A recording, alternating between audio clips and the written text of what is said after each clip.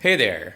The Royal Kludge RK61 is one of the best-selling 60% mechanical keyboards ever. And why, you might ask? Well, I would think the price is one of the main reasons, as this keyboard is generally offered under $50 and it's packed with a bunch of amazing features. It has double-shot keycaps, backlight LEDs, with some versions being RGB, and it can connect over Bluetooth. Now, this keyboard has been available for over 2 years, so the question is it still worth it in 2020?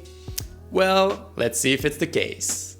So this keyboard comes in a brown branded box. In it you get the unit itself, then a rubberized micro USB cable and a keycap spoiler. You also get a user guide which details most of the core functions of the keyboard. Looking at the board a little closer, you'll notice the micro USB port at the back, close to center. That's a bit unconventional. Most keyboards have their USB port at the left, and being an older keyboard, it doesn't have a Type-C port, which is probably a compromise you need to make when you go with cheaper boards these days. The case has no angle adjustments whatsoever, and you'll find the on-off switch under it to power the keyboard when using it wirelessly. The case seems to be made from ABS, and quality is okay overall. It's glossy on the side, so I expect the black variant to show fingerprints. Taking a look at the layout, it follows the ANSI standard, so replacing keycaps will be fairly easy. You don't get dedicated arrow keys, but the Alt, Menu, Control, and question mark section can be used as arrow keys. By default, that's their default behavior, and you need to hit Function to get back to regular keys. Fortunately, you can invert that behavior to get the arrow keys only when you hold down Function. That's possible by hitting Function and Shift. The keycaps are, unfortunately, ABS. However, they have a matte finish, so they might last longer than other regular ABS keycaps. Also, they're double shot, so legends won't wear out over time, and the material they use is translucent, so it will let light shine through.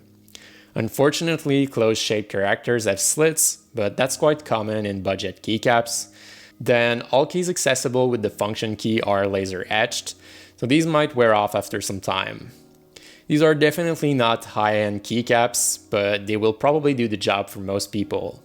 Under those keycaps hide RK branded switches. I went with browns, but you can usually get this keyboard with reds or blues as well. These switches are decent. I would say they feel better than what I remember Audemus feeling like. They're heavier than Gateron browns.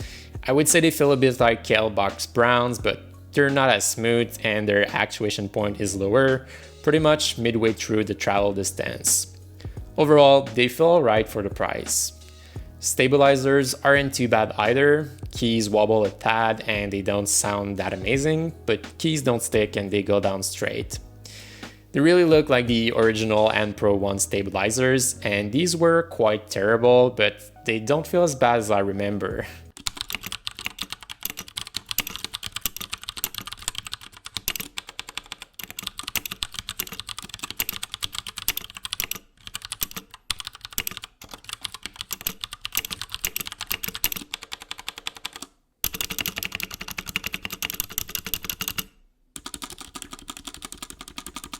So typing on this keyboard feels decent. Considering the price, I think it's great, as you don't get too many mechanical keyboards at that price point anyway, and while you'd get a better experience with more expensive keyboards, it's definitely an upgrade compared to a membrane keyboard.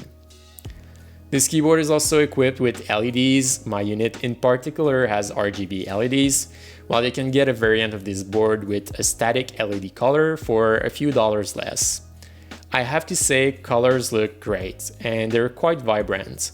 The lights shine brighter than my Hand Pro and are on par with most high-quality keyboards. You can control the animation, color, speed, and brightness with onboard controls, and you get a good variety of colors and animations, and whites look great too. This keyboard can also be used wirelessly over Bluetooth.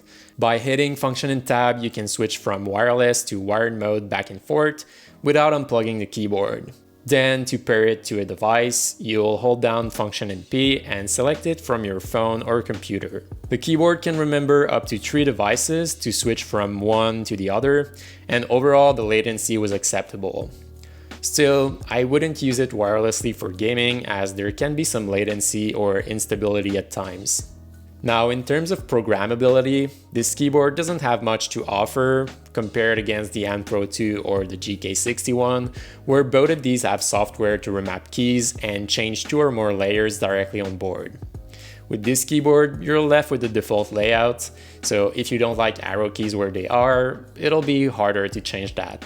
And this is where I would leave you with a conclusion. Overall, this keyboard has a lot to offer for the price. You get a decent typing experience, great backlight LEDs, double shot keycaps, and Bluetooth connectivity. Compared against the Ant Pro 2, it's definitely a downgrade, as the Ant Pro 2 can be reprogrammed, has PVD keycaps out of the box, better switches with more variants, and USB-C, without losing Bluetooth connectivity and RGB LEDs. But it sells at a higher price, so it makes sense. In the same price range, the GK61 would be a really great contender to this RK61. You get gather-on switches, which I would rate as better, and you gain key remapping as well as custom LED animations and USB-C.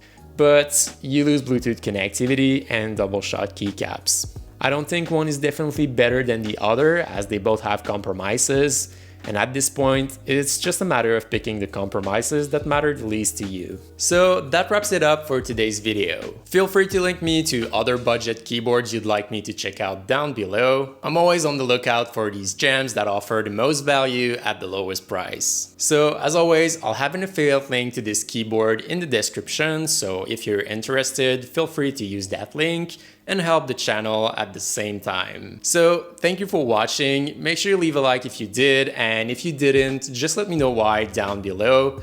Otherwise, don't forget to subscribe if you still haven't already, as I'll see you in the next video.